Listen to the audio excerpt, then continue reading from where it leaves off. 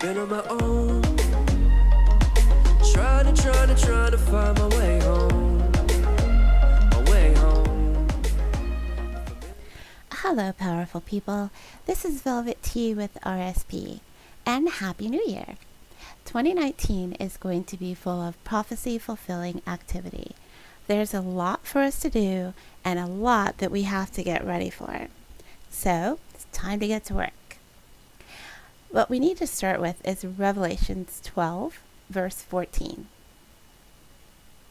And in this verse we find where the woman is given the 2 wings of eagles, and she flies into the wilderness. Here she is nourished for times, and half a time. Now, the time of nourishment is upon us. And what that means is that for a moment we will see a reprieve from the constant harassment that we have endured that normally has no consequence. We've already seen this starting to happen. People using racial slurs and calling police on black people are getting fired. That's like the first time that's ever happened in history. A white police officer has finally been charged and will serve 20 years for killing an unarmed black man. Now, the crazy thing about this case is the incident took place way back in 2014, and he was pretty much given a pass. They weren't going to do anything to him. The trial was retried in 2017. Coincidentally, the same time Revelation 12 sign showed up, and with that retrial, they've basically given him 20 years. 2 more officers have been indicted since that time, and they're also facing criminal charges. More black people hold government positions and offices than we've seen in probably since the beginning of the United States. Now, with this shift does not mean that you need to test your luck and put yourself in the line of fire. What it means is to take this time to get your house in order for the Exodus. If we compare the first mention of nourishment, it was during the time of the Messiah in which Israel was learning and hearing from him. The same can be said today. We need to study and learn as we prepare. Learn to activate your spiritual power if you have not done so already. Now, the Exodus will more than likely take place around 2021. It may take place sooner, it may take place later. It's going to depend on the behavior and actions of the Israelites, the Gentile, and the heathen. Our collective action will speed up or delay the Exodus. Now, understand that the Exodus is a physical event, not a spiritual one. So, when we leave, we will not be returning.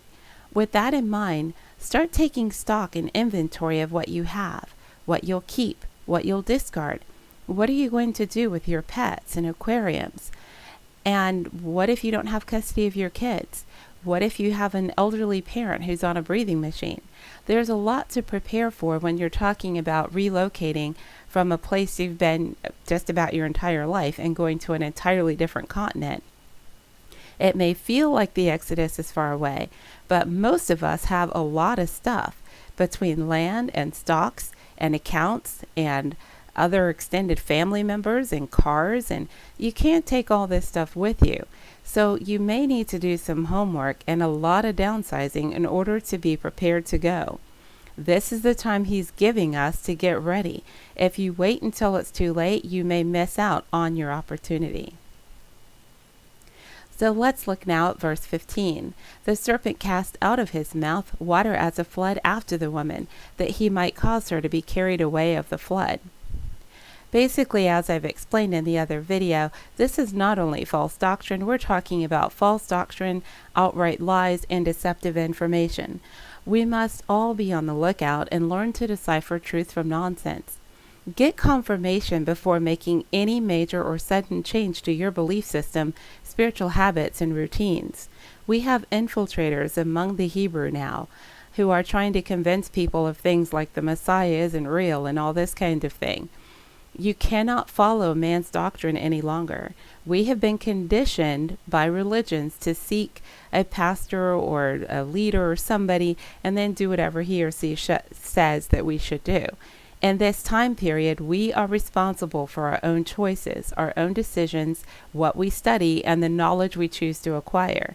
The Most High is looking for and preparing his faithful, his leaders, and those who show him that they love him enough to seek him. Checking in once a week isn't going to cut it anymore. This is a serious time, and preparation is necessary. A wrong move right now can lead to your destruction. Going down to verse 16, the earth helped the woman and opened her mouth and swallowed up the flood which the dragon had cast out of his mouth. At this time, watch for many truths to appear. The newly discovered information is as important for us as it is for the rest of the world. Not all people will take lightly or enjoy what it is that they're about to hear. So you need to watch, listen, pray. Make sure you protect yourself and your family. If the heathen around you start to behave strangely, you need to be prepared and constantly on the lookout. Get yourself out of any potentially bad situations. Verse 17 won't happen for a while, so we'll go on to the next part of prophecy that we find in Revelation 6, verse 4. And this one we're talking about the red horse, which is the second seal, who had power that was, able to take peace from the earth. Although I'll cover this in another video, we already know that the second seal is the time of the Gentiles, and that seal is coming to an end as we prepare for the third seal to open. Now, we can already see the birthing pains, and the preparation for this seal has already started. The economic collapse, the pending food shortages, judgment coming on the land, these things will become more apparent as the year goes on.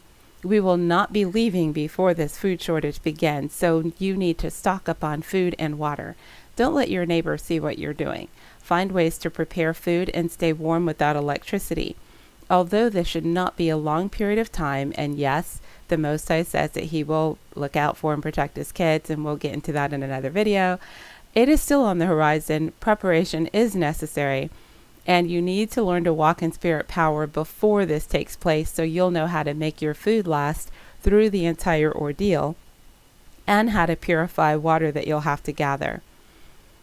Now, if we follow the red horse, we find him again in Zechariah chapter 1, verse 8. I saw by night, and behold, a man riding upon a red horse, and he stood among the myrtle trees. Okay, you can read the rest of this chapter yourself because it's a long story. To sum it up for you, basically, the red horse is going to and fro throughout the earth, which is what he's supposed to be doing. And an angel reports back to the Most High that, the Gentiles are not doing what they're supposed to be doing. So then, of course, the Most High decides, oh, I'm sick of these people, blah, blah, blah. They have a conversation and so forth and so on. You can read the entire passage. We're not going to see all of this taking place because most of that goes on in the spirit realm. What we will start to see is near the end of this passage, and that's where Jerusalem is being measured and where the temple and all that is being prepared for the children to return. So when you start seeing lots of things happening in Jerusalem, lots of activity taking place among the fake Jews, basically that is the temple being measured, and the land is going to start changing in anticipation of our return. We don't have to worry about that right now. I'll try to make another video to explain what we need to do when we start seeing that sign. For right now, we need to concentrate on the part that is much more immediate. So I won't go into detail of what more we need to do after the signs of the red horse become evident. But I do want to make sure that you have your to-do list. So to recap, you want to stock up for the pending shortages. That's food, water, supplies, electric, solar power stuff, whatever. Start making preparations for the Exodus. This is a lot bigger than it sounds. Study and learn to tap into your spiritual power. Try and get your hands on the lost books and scriptures so you have a better understanding of who the Most High is and what his requirements are for a relationship. The lost books I've gathered so far in the description box below. Okay, thanks for watching, and this concludes the first signs of 2019 prophecy and preparation video. And remember, in all thy getting, get understanding and always seek truth.